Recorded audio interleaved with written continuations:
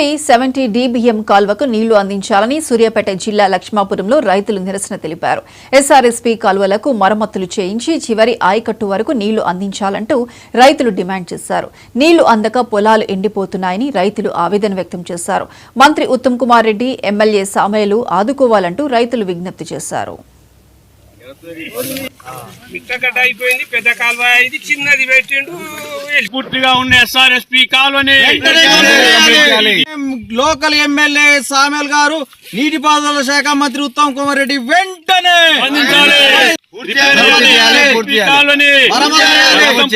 ఉన్న ఎస్ఆర్ఎస్పీ కాలువని పూర్తిగా ఉన్న ఎస్ఆర్ఎస్పీ కాలువని స్పందించాలి. స్థానిక శాసనసభ్యులు మందుల సామేల్ గారు స్పందించాలి. స్థానిక శాసనసభ్యులు మందుల సామేల్ గారు 70 DBM వెంటనే 70 DBM వెంటనే కంప్లీట్ చేయాలి. కంప్లీట్ లో ఉన్న వర్క్ లక్ష్మాపురం గ్రామ ప్రజల తరపున తుంగతుర్తి శాసనసభ్యులు మందుల సామేల్ గారికి, ఈ irrigation department minister Uttam Kumar Reddy గారికి ప్రత్యేక ధన్యవాదాలు మా లక్ష్మాపురం నుంచి తెలియజేస్తున్నాం.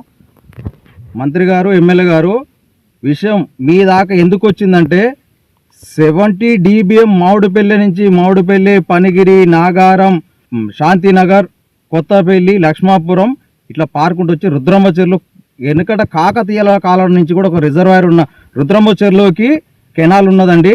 దీన్ని కంప్లీట్ కాకుండా ఇన్కంప్లీట్లో వర్క్ ఆపేసినారు. ఈ 70 ఎస్ఆర్ఎస్పీ 70 DBM గతంలో కానీ ఈ ప్రభుత్వం వచ్చిన తర్వాత ఇంతవరకు ఇక్కడ నీళ్ళు వచ్చేటువంటి సందర్భం లేదు. మొత్తం ఎస్ఆర్ఎస్పీ 70 DBM అనేటువంటిది అసంపూర్తిగా ఉంది.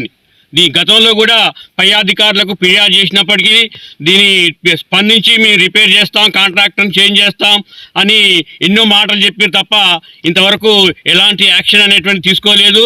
దాంతోపాటు వచ్చేటువంటి ఏదో కొద్దిగా గొప్ప వాటర్ వచ్చినటువంటి వాటర్ని కూడా చివరి ఆయకట్టు వరకు రాకుండానే మధ్యలోనే ఆపి అవి ఎక్కడ పోయే నీళ్ళు అక్కడ పోతున్నాయి.